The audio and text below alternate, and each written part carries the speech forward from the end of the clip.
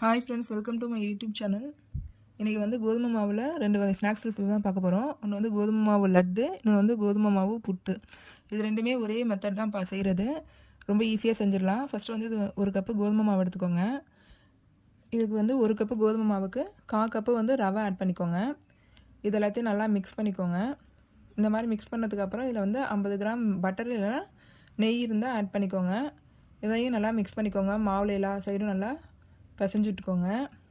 நல்லா ஸ்ப்ரெட் ஆகிற மாதிரி நல்லா பிசைஞ்சிட்டு அதுக்கப்புறம் கொஞ்சமாக தண்ணி ஊற்றி நல்லா டைட்டாக நம்ம பிணைஞ்சிக்கணும். இப்போ வந்து கொஞ்சம் கொஞ்சமாக தண்ணி ஊற்றி மாவு நல்லா பிணைஞ்சிக்கோங்க.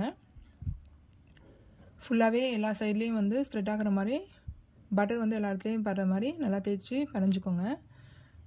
லைட்டாக தான் தண்ணி ஊற்றணும், ரொம்ப லூஸாக இருக்கக்கூடாது. மாவு நல்லா டைட்டாக பிணைஞ்சிக்கோங்க. ஹார்டாக இருக்கணும் மாவு. கையில் எடுத்தால் கை வந்து பிடி கொழுக்கட்டை பிடிக்கிற பதத்துக்கு இந்த மாவை வந்து நம்ம ரெடி பண்ணிக்கிறோம். இப்போ வந்து மாவை கையில் எடுத்து இந்த மாதிரி பிடி கொழுக்கட்டை ஷேப்பில் பிடிச்சிக்கோங்க. நான் கொழுக்கட்டை செய்ய போகிறேன்னு நினைக்காதீங்க, இது வந்து லட்டு தான் செய்ய போகிறேன். எப்படி செய்யலான்னு பார்க்கலாம். இப்போ வந்து ஒரு கடாயில் எண்ணெய் ஹீட் பண்ணியிருக்கேன். இதை வந்து சிம்மில் வச்சுட்டு இது எல்லாத்தையும் போட்டுக்கலாம். இந்த மாதிரி எல்லா மாவையும் இந்த மாதிரி பிடி கொழுக்கட்டை ஷேப்பில் அதில் வந்து வேக வச்சு எடுக்க போகிறோம். நம்ம இந்த மாதிரி எண்ணெயில் நல்லா பொரியட்டும். இந்த மாதிரி பொரிஞ்சதுக்கப்புறம் இது வந்து டோட்டலாக வந்து 5 மினிட்ஸ் வந்து குக்காக ஆகும். இந்த மாதிரி நல்லா வெந்துருச்சு, ப்ரௌன் கலரில் ஆகிட்டு, கோல்டன் ப்ரௌன் கலரில். இப்போ எல்லாத்தையும் எடுத்து ஆற வச்சுக்கலாம். சிம்லேயே நல்லா வச்சு வேக வச்சா தான் உள்ளெல்லாம் வெந்திருக்கும், இல்லைன்னா மாவாக இருக்கும் உள்ளே. அதுக்காண்டி அடுப்பை வந்து நல்லா சிம்மில் வச்சு வேக வச்சுக்கோங்க. இந்த மாதிரி எல்லாம் ரெடி ஆகிட்டு இப்போ வந்து இதை வந்து பிச்சு போட்டு ஆற வச்சுக்கலாம். இந்த மாதிரி சின்ன சின்னதாக சூடாக இருக்கும்போதே எல்லாத்தையும் பிச்சிருங்க. அப்புறம் கொஞ்சம் ஆறுனதுக்கப்புறம் இதை வந்து மிக்சியில் பீஸ் பண்ணிக்க வேண்டியதான் பவுட்ராக.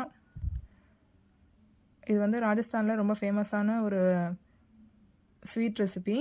ரொம்ப ஈஸி செய்கிறது, ரொம்ப டேஸ்ட்டாகவும் இருக்கும். இதை வந்து இந்த மாதிரி மிக்சியில் அடித்து எடுத்துக்கோங்க, கட்டிலாம் எதுவும் இல்லாமல்.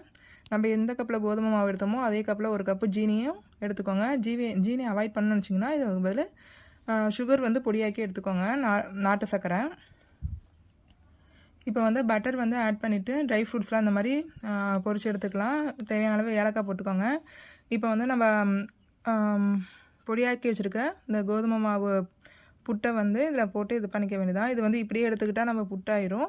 அப்படி இல்லைனா இது வந்து லட்டாக பிடிச்சிக்கலாம். நம்ம இது நீங்கள் புட்டு செய்யும்போது இதில் வந்து தேங்காய் பூ தனியாக போட்டுக்கோங்க.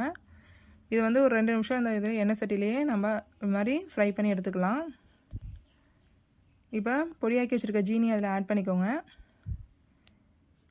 இப்போ அடுப்பை நிறுத்திட்டு இது நல்லா ஃபுல்லாக மிக்ஸ் ஆனதுக்கப்புறம் நம்ம கையில் வந்து உருண்டையாக பிடிக்க வேண்டியதான். இப்போ வந்து கோதுமை மாவு லட்டு வந்து ரெடி ஆயிடுச்சு. இதில் வந்து நீங்கள் சுகர் அவாய்ட் பண்ணணும்னு வச்சிங்கன்னா நாட்டு சர்க்கரை வந்து அப்படியே டேரெக்டாக இந்த மாதிரி உருண்டையாகவே பிடிச்சிக்கலாம்.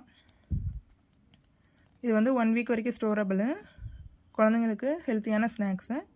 வீட்டில் எல்லாம் செஞ்சு பார்த்துட்டு எப்படி இருக்குன்னு சொல்லுங்கள். இப்போ வந்து கோதுமை மாவு லட்டு ரெடி ஆகிட்டு, இப்போ அந்த மாவை வந்து லட்டாக பிடிக்காமல் அதில் கொஞ்சம் ஜீனி ஆட் பண்ணிக்கிட்டு நம்ம வந்து தேங்காய் பூ ஆட் பண்ணிங்கன்னா